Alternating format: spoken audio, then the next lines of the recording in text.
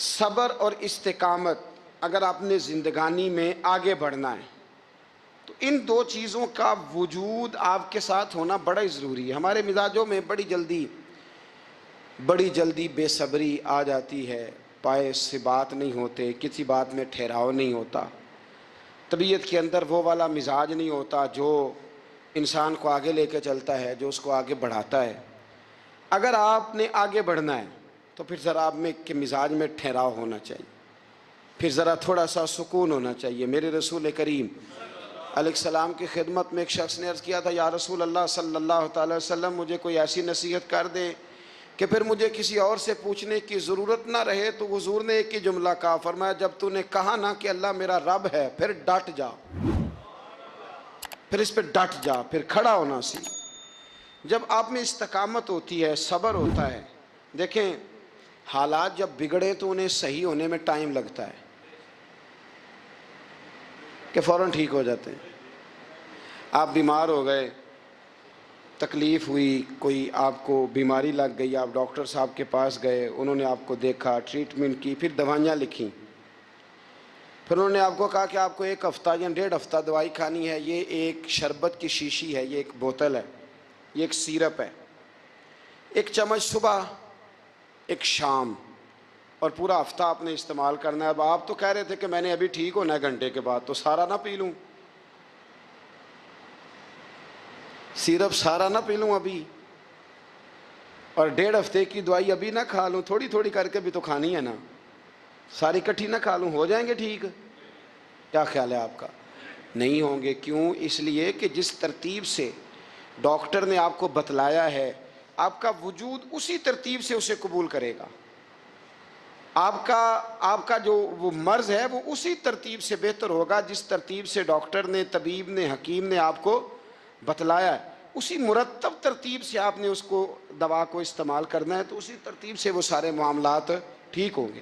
اب آپ کا تو منشا تھا کہ میں نے سویرے فوراً اٹھنا ہے اور میں نے دوا کھانی ہے تو میں نے فٹافٹ ٹھیک ہو جانا ہے، تو بھئی یہ آپ کی منشا تو ہے، لیکن حکمت کا تقاضا یہ نہیں ہے۔ حکمت کا تقاضا یہ ہے کہ آپ کو 1 گولی کھانی ہے، 1 چمچ سیرپ کا پینا ہے، آپ کو مناسب پرہیز کرنا ہے، اس کے بعد جا کے آپ کی طبیعت ٹھیک ہوگی۔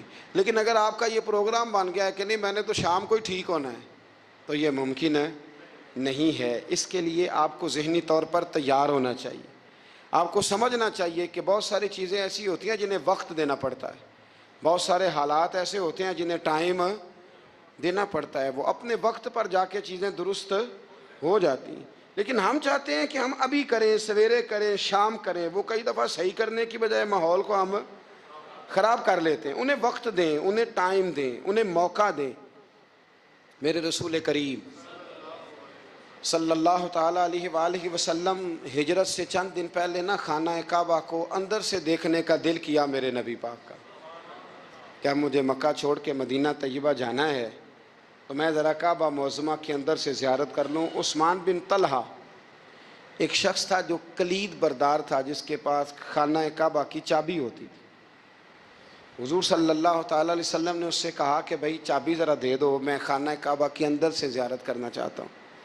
کہنے لگا کوئی اور ہوتا تو میں دے دیتا، آپ کو نہیں دوں گا، معاذ اللہ ثم معاذ اللہ۔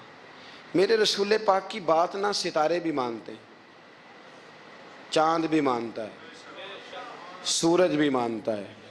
حضور اگر سورج کو کہنا واپس آ، حضرت علی نے نماز پڑھنی ہے تو وہ آ جاتا ہے، اور اگر حضور فرما دیں چاند کو 2 ٹکڑے ہو جا تو وہ 2 ٹکڑے ہو جاتا ہے۔ سورج بھی بات مانتا ہے، چاند بھی بات مانتا ہے۔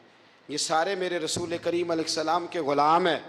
جہاں جہاں تک رب کریم کی خدائی ہے وہاں میرے حبیب کی مصطفائی ہے۔ حضور وہیں چاہتے نا وہیں چاہتے۔ تو حضرت عمر اگر حکم دیں تو زمین تیل واپس کرتی ہے، تو حضور حکم دیتے تو وہ کافر اندر دھنسا لیتی زمین، سارا کام اسی وقت ہو جاتا۔ لیکن حضور نے کیا فرمایا؟ جب عثمان بن طلحہ نے کہا نا کہ آپ کو چابی نہیں ملے گی، اللہ کے رسول نے فرمایا عثمان ایک وقت آئے گا جب یہ چابی تجھ سے میں لوں گا، اور جس کو میرا دل کرے گا میں اسے دوں گا۔ ایک وقت آئے گا کہ یہ میں تجھ سے لوں گا، اور پھر جس کو میرا دل چاہے گا میں اس کو وہ چابی دوں گا۔ میرے نبی کریم رؤف الرحیم سید عالم صلی اللہ علیہ وسلم نے وقت دیا. کتنا وقت لگا؟ 2 دن، 4 دن، 5 دن، 10 سال لگ گئے. حضور نے مکہ کو فتح کیا، حضور تشریف لائے. وہی چابی عثمان بن طلحہ کے پاس تھی. محبوب کریم نے بت توڑنے تھے، کعبہ کو ان سے پاک کرنا تھا. فرمایا لاؤ نا چابی کدھر ہے. عثمان کہتے ہیں حضور نے تو بات نہیں جتلائی، پر مجھے وہ لفظ یاد تھے کہ عثمان ایک وقت آئے گا. ایک، سمجھیے گا بات کو، ایک وقت آئے گا جب چابی میں لوں گا، اور پھر جس کو میرا دل کرے گا میں اسے. پھر وقت آ گیا، پھر حضور نے چابی لے لی. پھر نبی پاک نے بت توڑے. پر قربان جاؤں مدینے والے محبوب کے طریقے پر، فدا ہو جائیں حضور علیہ الصلوۃ والسلام کے کمال درگزر پر. جب حضور فارغ ہوئے نا بیت اللہ کو صاف کر کے، تو فرمایا کدھر ہے ابھی عثمان بن طلحہ؟ وہ آئے تو حضور فرمانے لگے یہ چابی پہلے تیری خاندانی وراثت تھی، پھر میں نے اپنے وعدے کے مطابق لے لی، اب میں تمہیں واپس کر رہا ہوں. اب یہ چابی میں تمہیں واپس کر رہا ہوں، میں یہ چابی میں تمہیں دے رہا ہوں. لہٰذا اب تیری نسل سے بھی قیامت تک کوئی نہیں لے گا، میں تمہیں یہ چابی دے رہا ہوں. تو بھائی وقت کا انتظار کریں. اور عثمان بن طلحہ کہتے ہیں میں نے حضور کا یہ کمال کرم دیکھا تو میں کلمہ ہی پڑھ گیا، میں مسلمان ہی ہو گیا. وقت کو دیکھیں، وقت کا انتظار کریں، آنے والا ٹائم دیکھیں. ہم نا ٹائم نہیں دیتے، ہمیں جلدی بڑی ہے. کاروبار ٹھیک ہو جائے تو شام کو ہو جائے، بچہ تندرست ہو جائے تو پھر شام کو ہو جائے، مخالفین ٹھیک ہو جائیں تو شام کو ہو جائیں. ہمارے سارے کام شام سے پہلے، بلکہ جو ولی بننا چاہتا ہے وہ بھی کہتا ہے 1.25 گھنٹے میں بنا دو، لیٹ نہ کرو. کیونکہ بہت سارے تو کہتے ہیں یہ ایک نظر کریں. میں نے کہا آپ کوئی عمل بھی کریں نا، آپ تھوڑی محنت بھی کریں نا. کہتے ہیں ایک نظر کریں. ہمارے درویش کہا کرتے تھے کہ آج کل مرید کہتے ہیں نہ نماز پڑھاؤ، نہ روزہ رکھاؤ، نہ وظیفہ کراؤ، نہ کوئی اور کام کراؤ، سانوں میں ایویں ہی بخشاؤ. تو بھئی اللہ نے خود 5 نمازیں فرض کی ہیں، رمضان کے روزے فرض کیے ہیں، زکوٰۃ فرض. تو جب اللہ نے ذمہ داریاں لگائی ہیں تو پھر کون ہے جو بغیر ذمہ داریوں کے آگے جائے. تو اپنی زندگی میں چیزوں کو سمجھیں، غور کریں. وقت آپ کو دینا ہے، اور جب آپ وقت دیتے ہیں تو بہت سارے معاملات ٹھیک ہو جاتے ہیں. حضرت عمار بن یاسر بڑا شروع میں کلمہ پڑھا. ان لوگوں نے بڑی تکلیفیں اٹھائیں جنہوں نے آغاز اسلام میں کلمہ پڑھا. حالات اور طرح کے تھے. میرے حضور کو بڑی اذیتیں دی جاتی تھیں. ابو لہب، عقبہ بن ابی معیط، یہ حضور کے 2 ہمسائے تھے. کچھ نفسیاتی تکلیفیں لوگ دیتے ہیں، ذہنی طور پر پریشان کرتے ہیں. مزاج ہوتا ہے. وہ دونوں کیا کرتے تھے، وہ سارا اپنے گھر کا کوڑا کرکٹ لا کے حضور کے دروازے پر پھینک جاتے. تو نبی کریم صلی اللہ تعالی وسلم فرماتے تھے کیا خوبصورت حق ہمسائیگی ادا کرتے ہو، کیا اچھا تم حق ہمسائیگی. اور دونوں طرف کے ہمسائے تکلیف دیتے، اذیت دیتے، حضور کو پریشان کرتے. حضرت عبداللہ ابن مبارک رحمۃ اللہ علیہ کا ہمسایہ بھی اسی طرح کرتا تھا. وہ اپنے گھر کا سارا گند کچرا اٹھا کے آپ کے گھر میں پھینک دیتا. 1 دن بھی پھینکا، 2 دن بھی پھینکا، 3 دن بھی پھینکا، 4 دن بھی پھینکا، 5 دن بھی پھینکا. مہینوں بیت گئے. ایک دن کہنے لگا میں روز کچرا پھینکتا ہوں. خود ہی کہنے لگا آپ کو تکلیف نہیں ہوتی؟ آپ فرمانے لگے میں نے ایک برتن رکھ دیا، ایک جھاڑو رکھ دیا ہے. جب تو کچرا پھینکتا ہے تو میں اٹھا کے باہر پھینک آتا ہوں. اب تو بند نہ کرنا، اس لیے کہ مجھے عادت ہو گئی ہے. اب میں نے اپنے ٹائم میں سے نا ٹائم اس کچرے کو دینا شروع کر دیا ہے. اب تو بند نہ کرنا، اس لیے کہ مجھے اب اس بات کی عادت ہو گئی ہے. اب میں روز اٹھاتا ہوں اور اٹھا کے ذرا باہر پھینک آتا ہوں. میں عادی ہو گیا ہوں تیری اذیت کا، اب میں تیری تکلیف کا. آپ میں سے بہت سارے لوگ شہروں کے رہنے والے ہیں. ہمارے دیہاتوں میں یہ ہوتا تھا کہ کسی بوڑھے بابے کو نا بچے چھیڑتے تھے، کبھی کبھی غلط کرتے تھے، ایسا کرنا نہیں چاہیے، لیکن بزرگ کو چھیڑتے تھے، تنگ کرتے تھے. کبھی وہ بچے نہ چھیڑتے تھے تو بزرگ خود کہتے تھے کہاں مر گئے آج سارے. اصل میں وہ پیار ہوتا تھا، وہ پیار لگ جاتا تھا، بتاتے نہیں تھے. لیکن علاقے کے بچوں کے ساتھ نا وہ غصہ ہوتا تھا، وہ چھیڑتے تھے. لیکن نا کئی دفعہ کوئی بندہ دشمنی کرتا ہے تو بندے کو اللہ کے قریب کر دیتا ہے. سجدے کا ذوق بڑھ جاتا ہے، عبادت کا مزاج بڑھ جاتا ہے، انسان کی طبیعت کے اندر خاص قرب آتا ہے. حضرت عمار بن یاسر رضی اللہ تعالیٰ عنہ فرماتے ہیں کہ بڑی تکلیف دیتے. حضرت عمار بن یاسر رضی اللہ تعالیٰ عنہ کی جو والدہ ہیں وہ اسلام کی پہلی شہیدہ ہیں. حضرت سمیہ ان کا نام تھا، اسلام کی پہلی شہیدہ. ان کے زیر ناف ابو جہل نے نیزہ مار کے انہیں شہید کر دیا. حضرت عمار بن یاسر رضی اللہ تعالیٰ عنہ فرماتے ہیں کہ میرے والد کو اتنی تکلیفیں دی گئیں کہ وہ ان اذیتوں کی وجہ سے دنیا سے پردہ کر گئے. حضرت عمار بن یاسر کو خود کافر اتنا مارتے تھے کہ وہ اپنے حواس کھو بیٹھتے تھے اور ایسی باتیں کرتے تھے کہ سمجھ نہیں آتی تھی کہ یہ عمار بن یاسر بول رہے ہیں. اتنی سخت اذیت دیتے، اتنی سخت. دکھ قبول محمد بخشا، راضی رہن پیارے. دکھ قبول محمد بخشا، بس راضی رہن.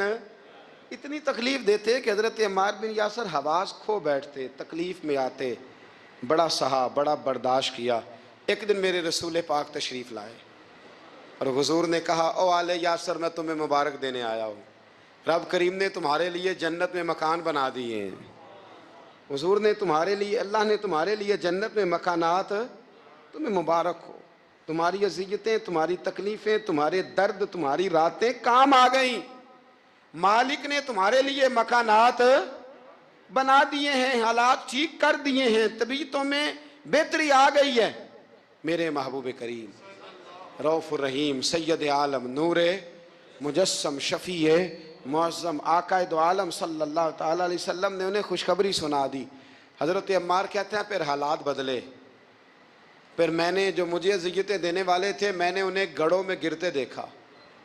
آپ فرماتے ہیں ابو جہل کی لاش اٹھانے والا بھی بدر میں کوئی موجود نہ تھا، اور ابو لہب جو مجھے تکلیفیں دیتا تھا وہ مکے کے چوک میں مرا ہوا پڑا تھا، پر کوئی اس کے قریب جانے والا بھی موجود نہ تھا، کوئی نہیں تھا.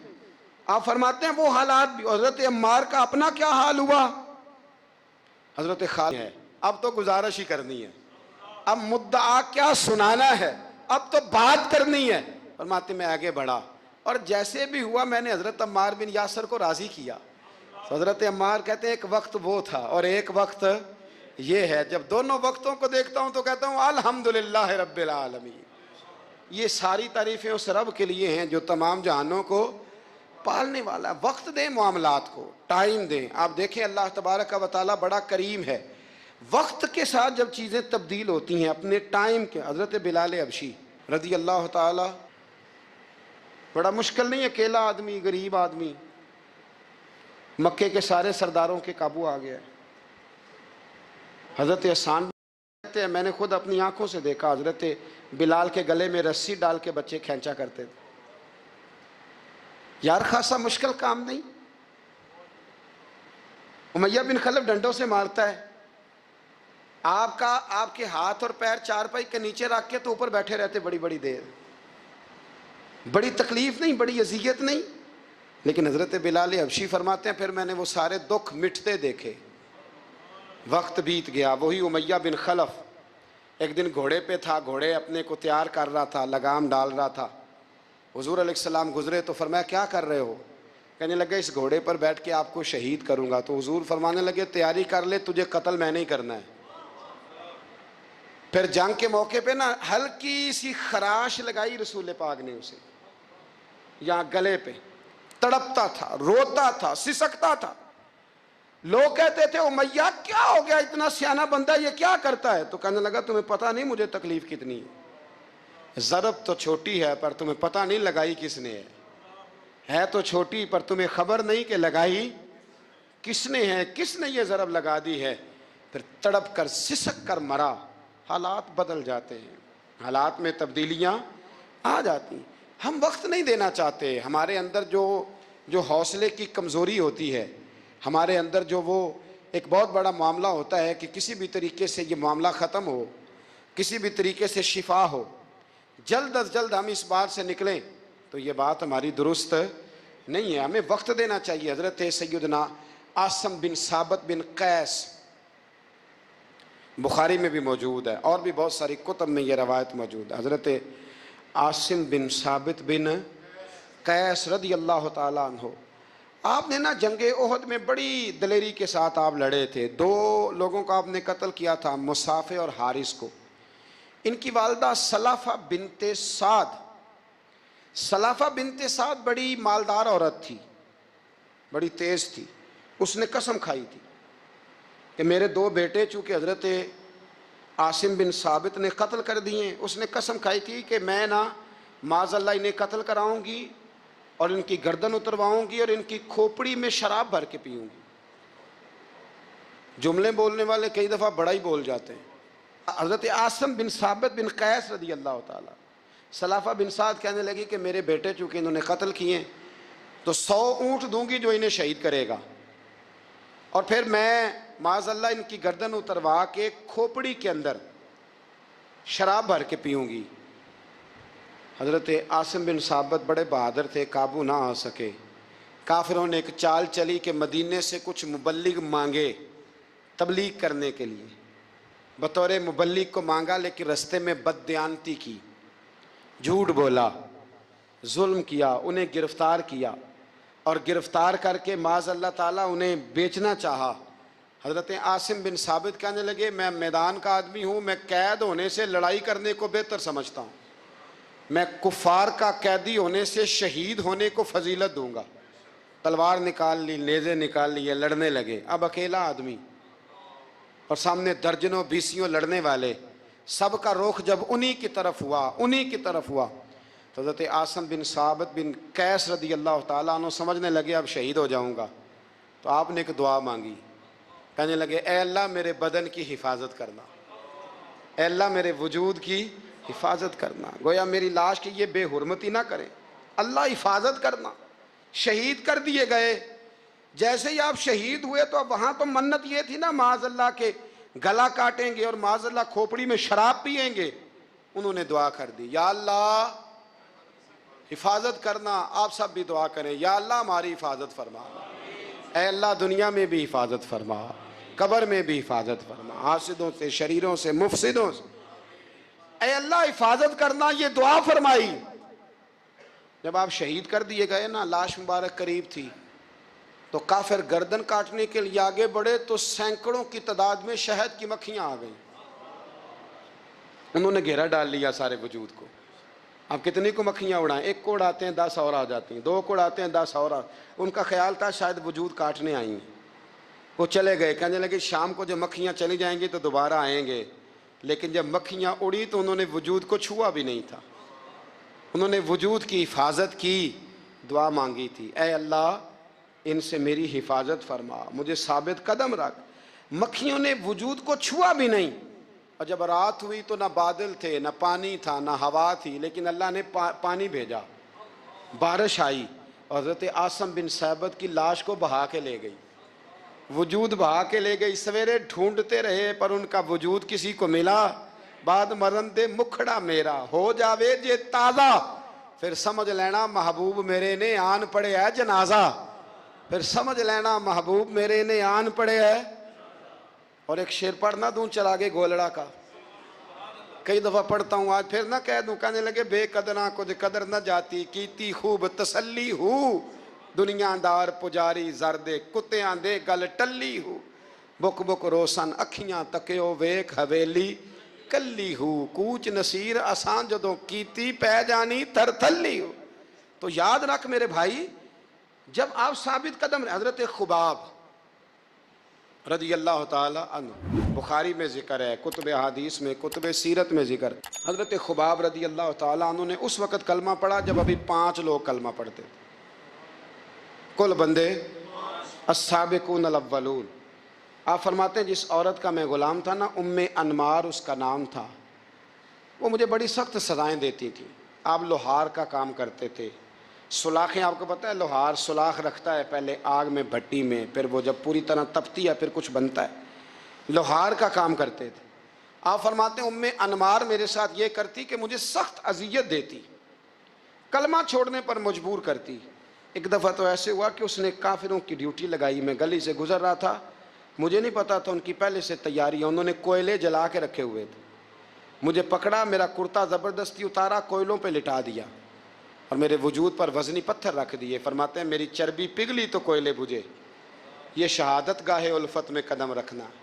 لوگ آسان سمجھتے ہیں مسلمان ہونا، زخم پہ زخم کھا کے جی، خون جگر کے گھونٹ پی، آہ نہ کر لبوں کو سی. یہ عشق ہے کوئی دل لگی نہیں، اس میں بڑی برداشت کرنی پڑتی ہے.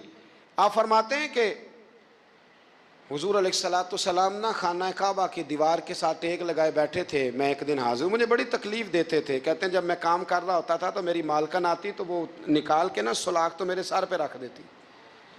میرا سارا وجود زخمی تھا. حضور خانہ کعبہ کی دیوار سے ٹیک لگائے بیٹھے تھے، میں حاضر ہوا تو محبوب کریم بھی اٹھے. تو حضور علیہ الصلوۃ والسلام سے میں نے عرض کی حضور دیکھیں مجھے کتنی تکلیف دی جاتی. تو ابھی فرمانے لگے بس اتنی، بس اتنی. فرمایا تم سے پہلے لوگوں کے سروں پر آرے رکھ کے دو حصوں میں چیر دیا جاتا تھا، لوہے کی کنگھیوں سے ان کے وجود ادھیڑ دیے جاتے تھے، پر وہ سی نہیں کرتے تھے، اف نہیں کرتے تھے. میں خبردار بس اتنی. اور پھر میرے حضور نے ہاتھ اٹھائے کہا اے اللہ خباب کی مدد فرما، اے اللہ خباب کی. اتنے لفظ ادا کی. حضرت خباب کہتے ہیں پھر میں نے وقت کو وقت دیا، پھر میں نے حالات کو وقت دیا، پھر میں نے اپنے محبوب کی دعا کو قبول ہوتے دیکھا.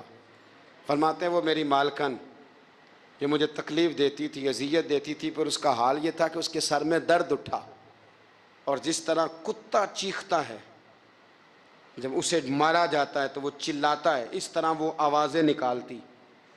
پھر وہ بہت بڑے طبیب کے پاس گئی تو اسے کسی نے کہا کہ لوہے کی سلاخوں سے اپنے سر کو دگوایا کر، داغ دیا کر، اسے جلایا کر جگہ جگہ سے تاکہ تیرے اندر کا درد ختم ہو. تو آپ فرماتے ہیں پھر لوگوں میں نے صبر اور استقامت کا رزلٹ دیکھا کہ وہ جو مجھے بطور سزا میرے سر پہ سلاخیں رکھتی تھی، پھر وہ بطور دوائی منگانے لگی. میں سلاخ گرم کر کے لاتا اس کے سر پہ رکھتا. فرماتے ہیں پھر اسے سکون ہوتا، پھر وہ تڑپتی.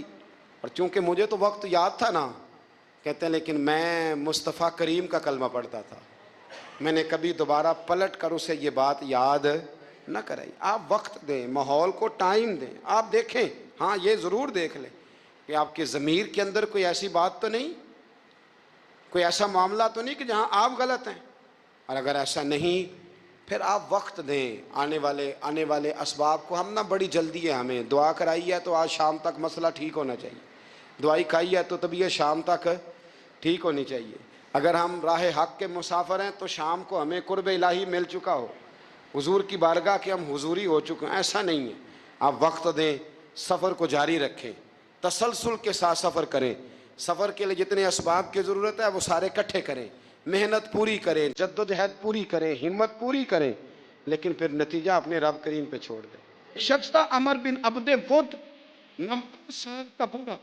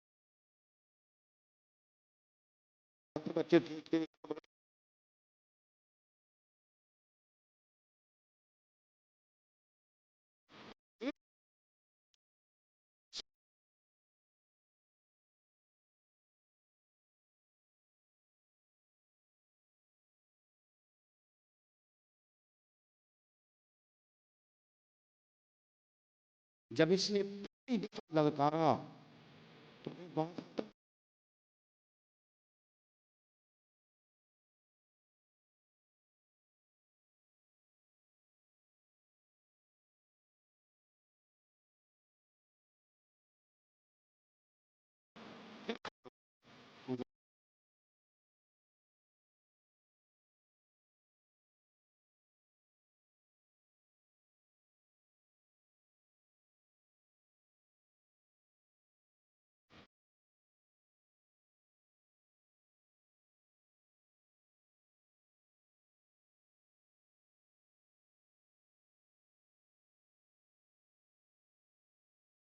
تو رسول پاک صد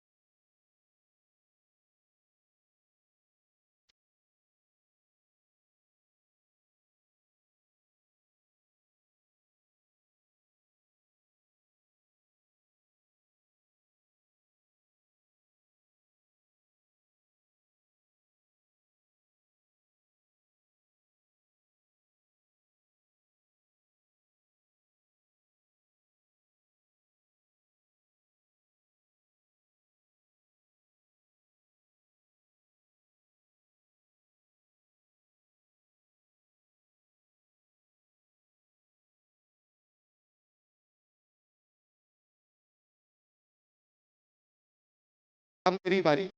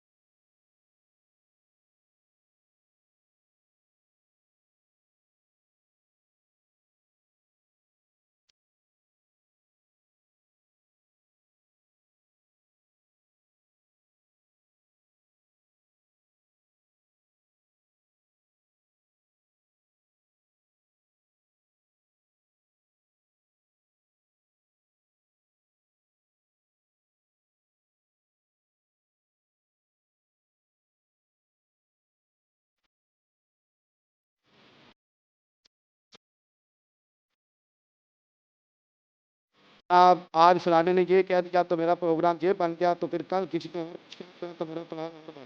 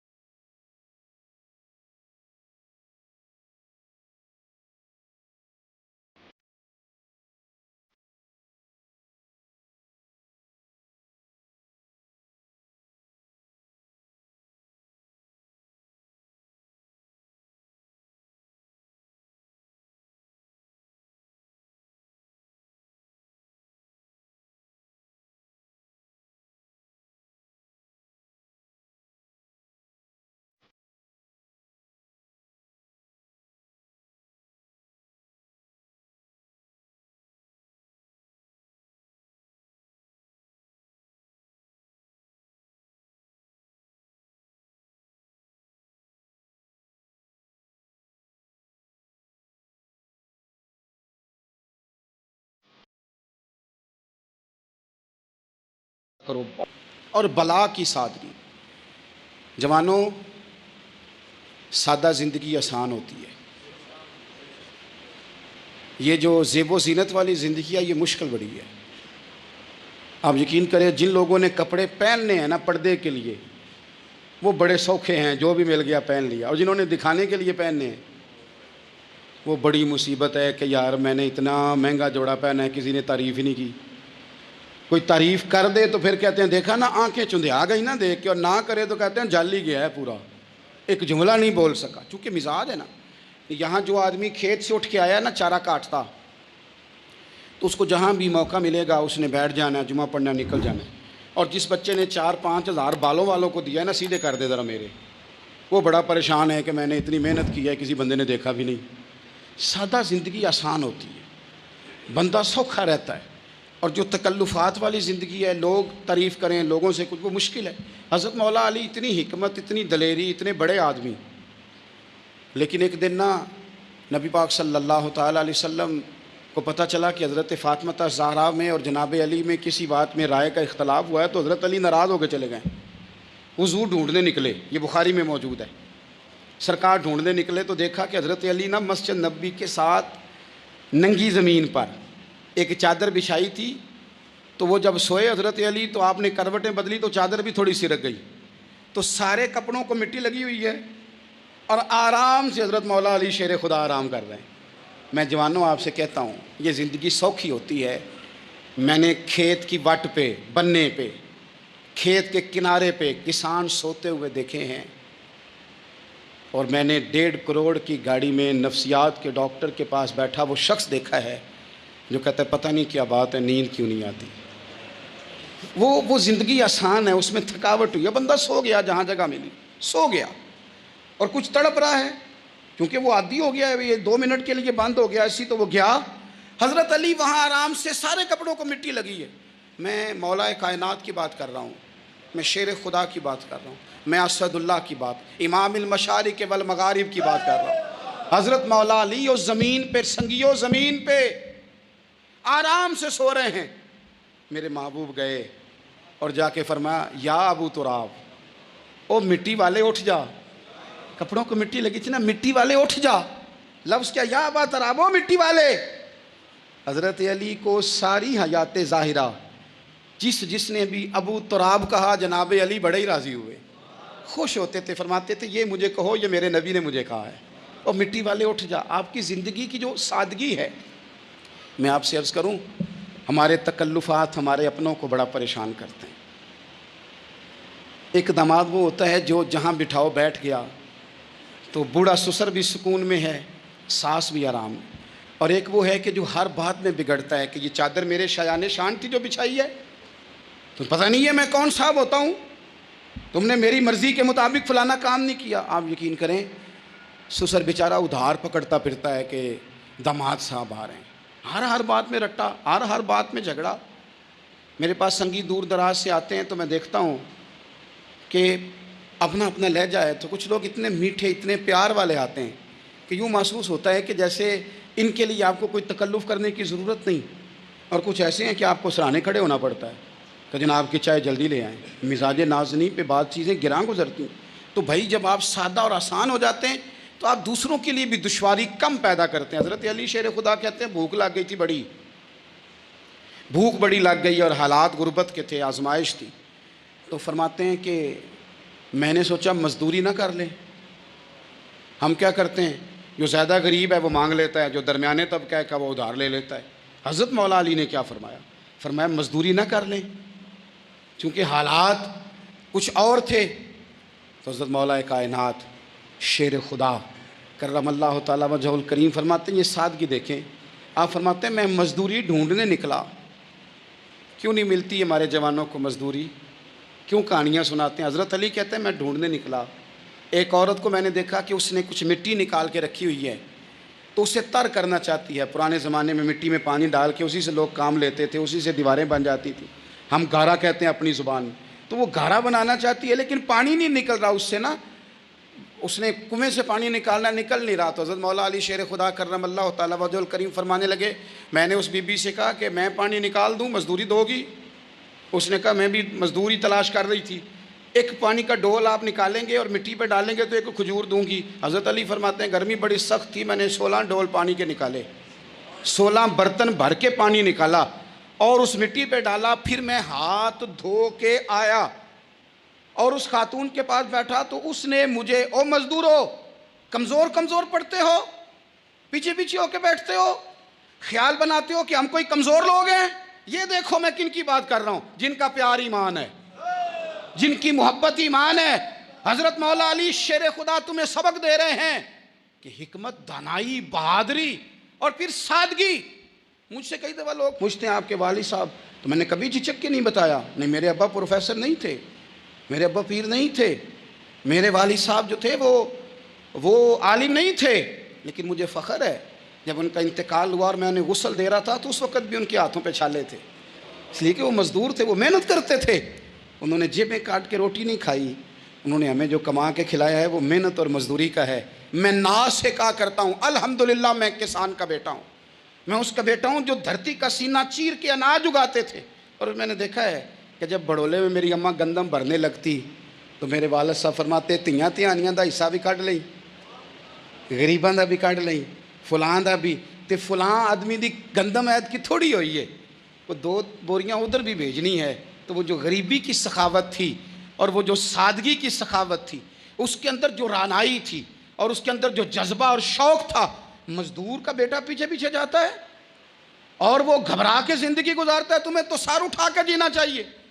اس لیے کہ حضرت مولا علی شیر خدا کہتے ہیں میں مزدوری کر کے کھجوریں کما کے لایا، اور لا کے نہ تو میں نے اکیلے نہیں کھائیں وہ، کیونکہ قحط کا دور تھا، حالات اور تھے، فرماتے ہیں لا کے حضور کو پیش کی۔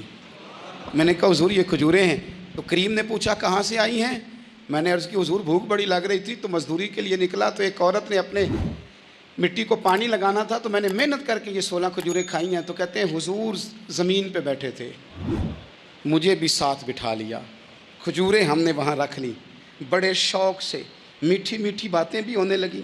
یہ تو جو لوگ روز کھاتے ہیں نا گوشت، وہ تو نخرے کرتے ہیں، کہتے ہیں وہ جناب یہ ذرا یہ چیز مجھے ہضم نہیں ہوتی، کولیسٹرول ہے فلان، پیچھے لے جاؤ پیچھے۔ لیکن کبھی آپ دوپہر کو مزدور کو روٹی کھاتے دیکھیں، وہ جس طرح ہاتھ دھوتا ہے اور پونے کو اچار لگ جاتا ہے سارا جو وہ باندھ کے لایا ہوتا ہے، اور لیکن جب وہ کھا کے کھانا اچار کے ساتھ آسمان کی طرف دیکھتا ہے، لفظوں میں نہیں، چونکہ لفظ تاثیر سے بنتے ہیں تلفظ سے نہیں، اہل دل آج بھی ہیں اہل زبان سے آگے، وہ جو لہجے سے رب کا شکر ادا کرتا ہے تو اس کی آنکھوں کی روشنی بتاتی ہے کہ جو اس نے کھایا ہے اس نے رب کا شکر بھی صحیح کر کے ادا کیا ہے، پھر اٹھ کے کام۔ تو حضرت مولا علی شیر خدا کہتے ہیں حضور نے مجھے وہیں بٹھا لیا اور رغبت سے کھجوریں کھانے لگے۔ ایسا کوئی محبوب کہیں ہوگا نہ کہیں ہے، دیکھو بیٹھا ہے چٹائی پہ مگر عرش نشی ہے، اور ملتا نہیں کونین کو کیا کیا تیرے در سے، ایک لفظ نہیں ہے جو تیرے لب پہ نہیں ہے۔ اپنی زندگی میں یہ 3 باتیں اپنائیں، ایک تو حکمت کے ساتھ دانائی، مزاج جارحانہ نہ بنائیں، جارحانہ مزاج سے کچھ بیوقوفوں کو تو متاثر کیا جا سکتا ہے، فہم و فراست والے لوگوں کو متاثر نہیں کیا جا سکتا، جارحانہ مزاج نہیں، حکمت والا، دانائی والا، معاملہ فہمی والا مزاج بنائیں۔ اور دوسرا، کمزور نہیں پڑے زندگی میں، اپنے آپ کو خود حوصلہ دیں، اپنے آپ حوصلے میں ہوں گے تو آپ کے ارد گرد لوگ تسلی میں ہوں گے، آپ اپنے مزاج میں دلیری لائیں۔ اور تیسری بات، زندگی کو سادہ کریں، یہ سادہ ہوگی آپ کے لیے، آپ کے گھر والوں کے لیے، سب کے لیے آسانی ہو۔ جو آدمی گھر جاتا ہے اور مصیبت کھڑی کر دیتا ہے نا میں آ گیا ہوں، تو اس کے گھر والے بھی بڑے پریشان ہیں، اس کے بچے یہ دعا نہیں کرتے ابا جی گھر آئیں، بلکہ یہ دعا کرتے ہیں کہ یہ آئے ہیں تو اللہ جانے کب جائیں گے۔ تو آپ سادگی اپنی طبیعت میں لائیں، مزاجوں میں۔ حاضری کا کہ تسلی کا پیام آئے گا، حاضری کا کہ تسلی کا پیام آئے گا، کوئی تو بس نامہ میرے نام آئے گا، کوئی تو بس نامہ میرے نام آئے گا، سو کے دیدار کو توفیق تو حاصل ہے مگر سو کے دیدار کو توفیق تو حاصل ہے مگر آپ کا حکم بھی ہوگا تو غلام آئے گا